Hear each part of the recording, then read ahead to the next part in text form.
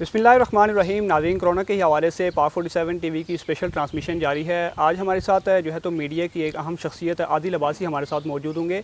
सबसे पहले हम उनसे जानने की कोशिश करेंगे कि किसी भी डिज़ास्टर के दौरान जो है तो मीडिया की क्या रिस्पॉन्सिबिलिटीज़ होती हैं। आदिल, बहुत शुक्रिया हमें वक्त देने के लिए। सबसे पहले तो हमें बताइएगा कि किसी भी प्रोफेशनल मीडिया की, चाहे वो मेन स्ट्रीम मीडिया हो या आजकल का वेब मीडिया हो, रिस्पॉन्सिबिलिटीज़ क्या बनती हैं किसी भी डिज़ास्टर के दौरान? देखें, दो सूरतें होती हैं जिसमें आपको बहुत ज़्यादा ख्याल करना पड़ता है। एक तो ये होता है कि किसी मुल्क के साथ जब जंग हो जाती है, एक जंगी सूरत हाल होती है और आप उसमें एक मखसूस हालात में मखसूस फ़ैसले करते हैं और उसके अंदर आपकी सबसे पहली तरजीह ये होती है कि अपने मुल्क का जो दिफा होता है उसके लिए आप अपना किरदार अदा करते हैं। वो फ़ौजी भी करते हैं फ्रंट लाइन पे, जिनको हम फ्रंट लाइन सोल्जर्स कहते हैं, जो बॉर्डर पे लड़ रहे होते हैं। वो आपकी जो है वो पूरी कंट्री में जो डिफरेंट कम्युनिटी होती है वो भी कर रही होती है। मसलन जो हॉस्पिटल्स के डॉक्टर होते हैं वो भी एक जंग लड़ रहे होते हैं जब आपके लोग शहीद होते हैं, आपके लोग ज़ख्मी होते हैं, उनको देखने के लिए। एक आपका जो है वो सिविल सोसाइटी का रोल होता है उसके अंदर कि जंग के दिनों में मखसूस हालात में मदद करनी होती है उनको, अपनी कम्युनिटी की। आपने देखा होगा, आपको याद होगा, स्काउट्स भी काम करती हैं जंग के दिनों में, बहुत सारी वो काम करते हैं। इसी तरीके से दूसरी कंडीशन होती है जब कोई वबा आ जाती है, जब कोई बीमारी आ जाती है। 1918 के बाद, ये 100 साल के बाद तकरीबन, एक ऐसी वबा है जिसने सारी दुनिया को अपनी लपेट में ले लिया है। 1918 में जब पहली जंग अज़ीम के टाइम पर जब ये वबा आई थी, तो इसको स्पेनिश फ्लू भी कहा गया था। इसको आप एक पेंडेमिक ही थी जो पूरी दुनिया में वबा आई थी। इसके नतीजे में जो है वो बहुत दुनिया में कई अफराद, मिलियंस में जो है वो लोग जो है वो अपनी जान से चले गए थे। तो उसके बाद दुनिया ने सबक नहीं सीखा, जो मुझे अंदाज़ा हुआ, दुनिया ने ये सबक नहीं सीखा कि दुनिया जैसे ही संभली वर्ल्ड वॉर 2 के बाद, तो दोबारा से हमने देखा कि मुल्कों को दबाव में लिया, जंग की गई, ये सब कुछ किया गया। लेकिन आज के दौर में, जो मीडिया और टेक्नोलॉजी के दौर में, आपको ये सबक सीखना पड़ेगा कि जब आप इस क्राइसिस से दुनिया बाहर निकलेगी तो जो सबसे इम्पॉर्टेंट रोल होगा वो यकीनन मीडिया का ही होगा। अब आप सवाल पूछें मुझसे कि मीडिया का इम्पॉर्टेंट रोल क्यों होगा, वो इसलिए होगा कि पूरी दुनिया को अवेयरनेस इस वक्त जो है वो सिर्फ मीडिया के ज़रिए मिल रही है, चाहे वो इलेक्ट्रॉनिक मीडिया हो, चाहे वो डिजिटल मीडिया हो, चाहे वो न्यूज़पेपर हो। तो सवाल ये पैदा होता है कि अगर आपकी ज़िम्मेदारी इतनी बड़ी है कि शायद वो जंगें करने वाले मुल्कों की फ़ौजों से ज़्यादा, शायद वो उन लोगों से भी ज़्यादा जो ग्राउंड पे काम कर रहे हैं, क्योंकि आपकी वजह से पूरी दुनिया को पैगाम जाता है। अगर आपने वो पैगाम ठीक दिया तो वो पूरा प्रोसेस ठीक चलेगा, और अगर आपने पैगाम गलत दिया तो वो सारा प्रोसेस गलत चलेगा। मसलन पाकिस्तान जैसे मुल्क में जब से ये पेंडेमिक हमारे पास आई है, ये वबा आई है कोरोना वायरस की, तो कोरोना वायरस के नतीजे में पाकिस्तान के अंदर, आपको पता है, ना रिसोर्सेस हैं, ना पाकिस्तान का हेल्थ स्ट्रक्चर इतना स्ट्रॉन्ग है, ना इंफ्रास्ट्रक्चर में इतनी जान है कि वो इस सारी चीज़ को बेयर कर सके।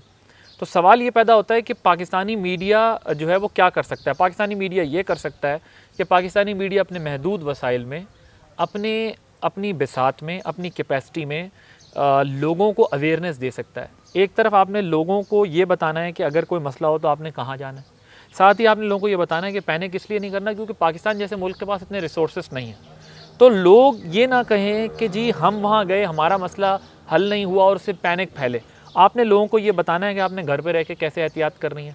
वही चीज़ जो आपने अस्पताल जाके इलाज करना है, अगर आपको छोटे माइल्ड सिम्टम्स हैं तो वो आप अपना काम घर पे भी कर सकते हैं। ये है वो अवेयरनेस। अगर ये अवेयरनेस मीडिया ना दे, अगर ये अवेयरनेस लोगों में ना हो, तो लोग वाकई, नेचुरल है, मैं हूँगा बीमार, आप बीमार होंगे, आप पहला काम करेंगे हॉस्पिटल भागेंगे। तो हमें ये देखना है कि आखिर बीमारी है किस नौइयत की। तो ये सब कुछ मेरा ख्याल है कि मीडिया के ज़रिए ही पता चल सकता है कि आपको करना क्या है। मसलन मीडिया पे आपने देखा डॉक्टर्स भी आ गए, मीडिया पे आपने देखा हुकूमत भी आ गई, मीडिया पे आपने देखा ऑपोजिशन भी आ गई, मीडिया पे आपने देखा और तरह के जो सोशल वर्क करने वाले लोग हैं वो भी आ गए। तो एक मीडिया ऐसा वाइज प्लेटफॉर्म है जो सबको कंबाइन करके कोऑर्डिनेटेड एफर्ट कर सकता है, और उस कोऑर्डिनेटेड एफर्ट के ज़रिए आप इस मसले से निपट सकते हैं। अच्छा आदिल, जैसे कि आपने बात की कि मीडिया जो है तो वो सब कुछ लोगों तक जो है इंफॉर्मेशन पहुंचाता है, लेकिन हम देख रहे हैं कि जैसे इंफॉर्मेशन वॉर का जो है तो वो एरा चल रहा है किस्म का। हम इस सिलसिले में जब देख रहे हैं कि गुज़िश्ता दिनों जो है तो गल्फ़ न्यूज़ ने एक आर्टिकल उन्होंने पोस्ट किया था कि जो पाकिस्तानी मीडिया है वो सियासत खेल रहा है, हालांकि ये काफ़ी ज़्यादा ख़तरनाक वबा है।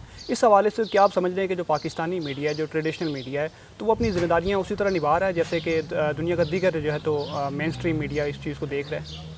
अच्छा देखें, ये तो बात ठीक है, पाकिस्तानी मीडिया में सियासत बहुत होती है, जबकि इश्यूज़ पर ज़्यादा बात होनी चाहिए, कम होती है, ये बात दुरुस्त है।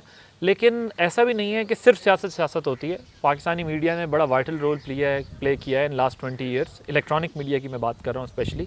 आपको पता है ज़लज़ले के दिनों में जब ज़लज़ला आया था तो पाकिस्तानी मीडिया ही था जो ऐसी जगहों पे भी पहुंच जाता था जहां पर हुकूमत, सरकारी वसाइल नहीं होते थे, या जहां तक उन लोगों की आवाज़ नहीं जा सकती थी। उस वक्त सोशल मीडिया भी इतना ख़ास एक्टिव नहीं था। इसी तरह पाकिस्तान का ये इलेक्ट्रॉनिक मीडिया ही है जिसने ये सारी लोगों में अवेयरनेस दी है कि आज लोग अपने वोट और अपने राइट की बात करते हैं। इससे पहले लोग जो है वो अपने हलकों के सियासतदानों के ऊपर रिलाई कर रहे होते थे कि वो ही बताएंगे कि उनके लिए क्या ठीक है क्या गलत है, लेकिन आज वो अपने राइट्स के लिए आवाज़ उठाते हैं, बात करते हैं। ये पाकिस्तान का मीडिया ही है जिसने तालिबान जैसी दहशतगर्दी को फेस किया है। जिस मेरा ख्याल है शायद ही दुनिया का कोई मुल्क हो कि जो दहशतगर्दी या एक्सट्रीमिज़म पाकिस्तान जैसे मुल्क में हुआ था, वो दुनिया का कोई मीडिया शायद उसको कवर कर सकता हो, क्योंकि लोग दुनिया का जो मीडिया है वो बहुत प्रोटेक्टेड शील्ड्स में रहते हुए ये काम करता है। पाकिस्तान सहाफ़ियों के लिए ख़तरनाक तरीन ममालिक की फ़हरिस्त में शामिल रहा है। तो पाकिस्तानी मीडिया का जहाँ पर बहुत बड़ा रोल है, वहाँ पर मिस्टेक्स भी होती हैं, इंसान से गलतियाँ भी होती हैं, गलतियाँ भी कर रहा है। और मेरा ख्याल है मिडल ईस्ट के जो ममालिक है उनमें से तो किसी एक कंट्री का पाकिस्तान जितना स्ट्रॉन्ग मीडिया नहीं है जो बात कर सके। तो मेरा ख्याल है ये थोड़ा कहना चाहती हूँ कि सिर्फ सियासत हो रही है, गलतियाँ भी होती हैं, लेकिन एट द सेम टाइम जो है वो पाकिस्तान की मीडिया ने बड़ा अच्छा और इम्पॉर्टेंट रोल प्ले किया। आदिल, कोरोना के हवाले से बात करते हैं कि हम देख रहे हैं कि ये एक आलमी वबा बन चुकी है। गुज़िश्ता चंद दिन कबल जो है तो पाकिस्तान में जो अक़वाम मुत्तहिदा में जो पाकिस्तानी मंदूब थे उनका एक वीडियो मैसेज भी सामने आया था कि ये जो है तो ह्यूमन मेड ये बीमारी है, ठीक है। इसको आबादी को कंट्रोल करने के लिए डिफरेंट कंट्रीज़ पर उन्होंने जो है तो इल्ज़ाम लगाया था कि उनकी तरफ से ये लगाया गया। तो आप इस हवाले में क्या कहते हैं? It is yet to be confirm, it's quite early to comment about. मेरा नहीं ख्याल कि इस पर अभी कोई राय कायम की जा सकती है। दुनिया में कंस्पायरेसीज होती हैं, कंस्पायरेसी जो है वो में कुछ ना कुछ निकलता भी है, और पास्ट में भी जो है वो इस किस्म की बातें सामने आई हैं। इस वक्त एक डिबेट भी चल रही है, कंस्पायरेसी थ्योरी भी है, कंट्रीज़ भी एक दूसरे को ब्लेम कर रही हैं। चाइना ने भी अमेरिका को ज़िम्मेदार ठहराया था। उनके फ़ॉरेन ऑफिस के लीजियान जो हैं यहाँ पर भी रहकर गए हैं चाइनीज़ एम्बेसी के अंदर, उन्होंने भी ठहराया था। साथ में अमेरिकन भी जो है, अमेरिकन प्रेसिडेंट भी कहते हैं ये चाइनीज़ वायरस है। तो कंट्रीज़ तो एलिगेशन लगा रही हैं एक दूसरे के ऊपर, लेकिन देखना होगा कि इसमें सदाकत क्या है। कोई कंट्री अगर एविडेंस लेके आती है तो हतमी तौर पर उस पर बात हो सकती है। अच्छा आदिल, हम देख रहे हैं कि हुकूमत की तरफ से काफ़ी अच्छे इक़दाम भी उठा रहे हैं, तो आप इस हवाले से क्या देखते हैं? जैसे हमने रिसेंटली देखा कि हुकूमत की तरफ से जो है तो टाइगर फोर्स का भी ऐलान किया गया था, और उसके अलावा रिलीफ पैकेजेस भी थे, और जो है तो मतलब लोगों को राशन वगैरह की फरामी और फाइनेंशियली भी सपोर्ट की थी। उसका बिलों में जो है तो हमने देखा कि एक एक्सटेंशन उन्होंने दी थी आवाम को।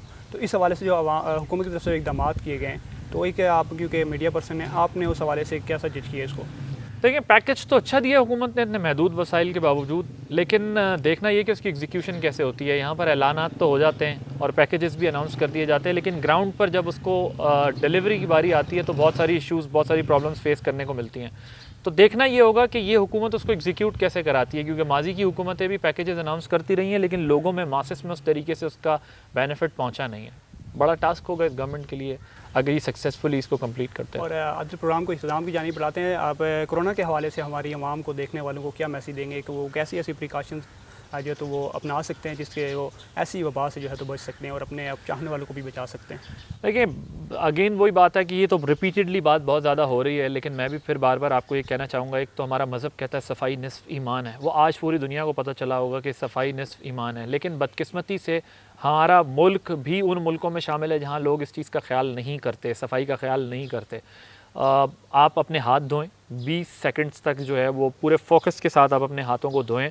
आप जब भी किसी बाहर जाएं जगह पर किसी चीज़ को टच करें तो घर आके वापस हाथ धोएं। हैंड सैनिटाइज़र अपने पास रखें। हैंड सैनिटाइज़र्स बड़े इंपॉर्टेंट हैं इस वक्त, क्योंकि आप हर जगह पानी आपको अगर दस्तयाब नहीं होता तो हैंड सैनिटाइज़र से अपने हाथ साफ़ कर लें। आप जो है वो कोशिश करें कि बड़ी गैदरिंग्स को अवॉइड करें, थोड़ा सा डिस्टेंस मेंटेन रखें, जितना कम मुलाकात करें।